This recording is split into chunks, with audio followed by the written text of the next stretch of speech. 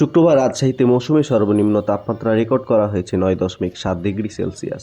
সকাল ৯টায় আবহাওয়া অফিস এই তাপমাত্রা রেকর্ড করে। রাজশাহী আবহাওয়া অফিসের ইনচার্জ ওয়াহিদুল ইসলাম সকালে ন্যাশনাল মিডিয়াকে বিষয়টি নিশ্চিত করেছেন। তিনি বলেন, রাজশাহী আবহাওয়া অফিসে এবছর ৯.৭ ডিগ্রি সেলসিয়াস তাপমাত্রা সর্বনিম্ন।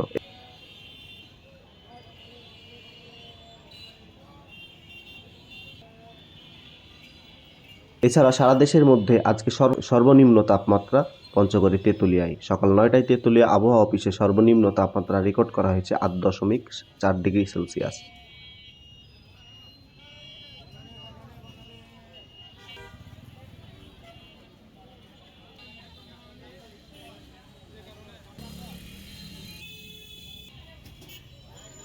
এমন পরিস্থিতিতে কয়েকদিন থেকে রাতভর কুয়াশায় ঢাকা থাকছে রাজশাহী। ভোরে কুয়াশার আন্তরণ পড়ছে চারপাশে, ফলে হেডলাইট জ্বালিয়েও কচ্ছপ গতিতে চালাতে হচ্ছে গাড়ি।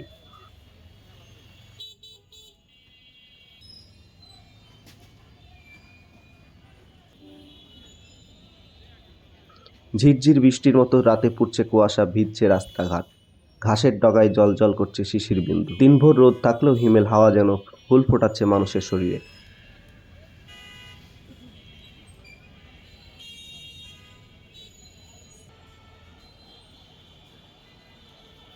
গত এক সপ্তাহ ধরে রাজশাহীতে শীতের তীব্রতা বাড়ছে।